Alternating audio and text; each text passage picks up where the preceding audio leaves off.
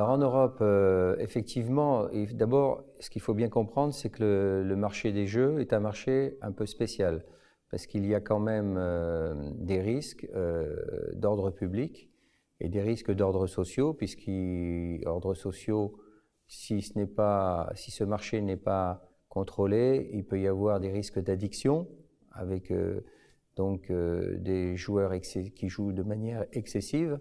Il peut y avoir des risques d'ordre public en termes de fraude, en termes de corruption, en termes de blanchiment d'argent et en termes de matchs truqués pour ce qui concerne les paris sportifs. Alors, en règle générale, le marché des jeux en Europe est contrôlé avec des autorités de régulation qui contrôlent fortement l'offre qui est faite au public en proposant donc une offre contrôlée.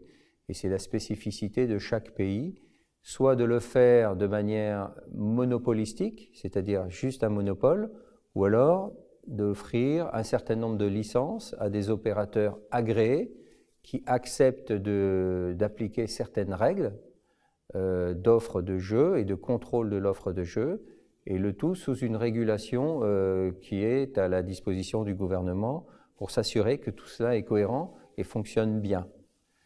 Il est important de noter aussi qu'on peut, comme c'est le cas de la France, puisque je vais vous parler de ce qui se passe dans mon pays, la partie des réseaux de points de vente, des détaillants, est sous monopole. Et c'est nous, FDJ, Française des Jeux, qui assurons ce monopole. En revanche, la partie jeux en ligne est sous licence. Et il y a un certain nombre d'opérateurs agréés par le gouvernement et donc sous une autorité qu'on appelle l'ARJEL, qui est l'autorité de régulation des jeux en ligne. Et c'est cette autorité qui donne les agréments pour un certain nombre d'opérateurs. Par exemple, il y en a actuellement 12 qui offrent les paris sportifs en France. Voilà. Donc s'il y a un mot à retenir de tout cela, c'est le côté régulation pour s'assurer que l'offre de jeu peut bien contrer, contraindre et tous les risques qui sont liés aux problèmes d'ordre physique et d'ordre social. Évidemment, comme toute réglementation officielle, il y a une loi qui est mise en place et mise en œuvre et qui est décidée au sein du Parlement, où on définit exactement quelles sont les limites et quelles sont les contraintes et quelles sont les offres que l'on peut accorder en ce qui concerne les jeux dans le pays en question.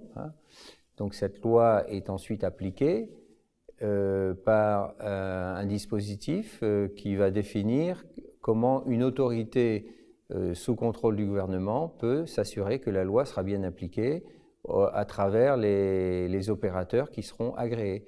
Donc quand un opérateur demande à obtenir une licence dans un pays, il se soumet à toutes les règles qui sont stipulées par cette loi.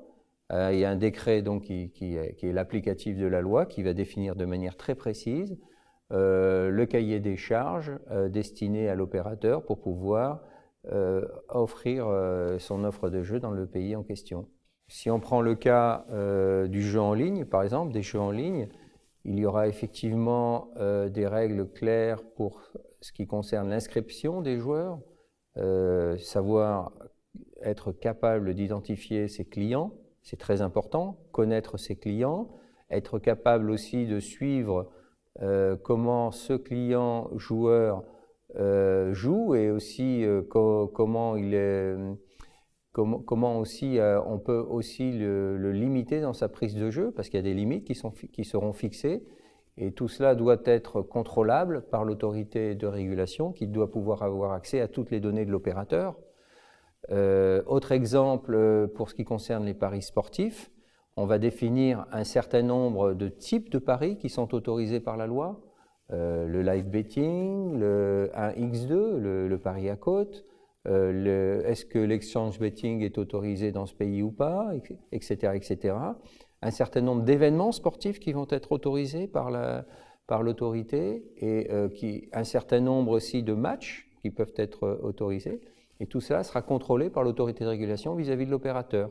Un opérateur ne pourra pas proposer un match, par exemple, de 4e division ou de 3e division, parce qu'on estimera que c'est trop dangereux de proposer ce type de match en termes de match fixing. C'est à la disposition de chaque pays de faire ce qu'il veut avec l'argent qu'il gagne à travers ce processus, ce marché qu'il met à l'offre de son pays, je dirais de ses joueurs. L'idée principale est qu'en général, cela va au profit et un retour au bénéfice des bonnes causes. Ce qu'on appelle les bonnes causes, c'est donc un juste retour d'une somme d'argent qui est jouée par l'ensemble de la communauté et qui revient pour les plus défavorisés. Autre possibilité, c'est le cas en France, nous reversons beaucoup donc de ce qui est obtenu et reversé au Centre national du développement du sport pour toucher le sport de masse, donc le sport amateur en fait, et ça représente plus de 80% du budget du sport de masse en France. Voilà, c'est vraiment très flexible. Il n'y a pas de règles. Heureusement que chaque État peut décider lui-même de ce qu'il fait de cet argent, mais on comprendrait mal, si je vais dans l'excès, que cet argent puisse servir pour autre chose que d'améliorer, je dirais, la société du pays en question. Pour l'Ukraine, si on part du principe qu'il y a beaucoup de choses à faire dans ce pays, il faudrait déjà mettre en place un système de régulation qui vise à sortir les opérateurs de jeux illégaux qui procèdent de manière illégale une offre dans le pays. Donc il faudrait mettre en œuvre tout un système, je pense, de contrôle d'accès Internet pour ce qui est du jeu en ligne ou de contrôle dans les points de vente chez les détaillants pour ce qui est du jeu physique, pour s'assurer qu'il n'y a pas de jeu illégal. Il y aurait également la possibilité de surveiller les comptes des joueurs, voire de les bloquer. Tout cela se réfléchit et se fait en fonction des capacités intrinsèques du pays de mettre en œuvre ce genre de dispositif, mais il est certain qu'il faudra mettre en œuvre une politique de lutter contre le jeu illégal.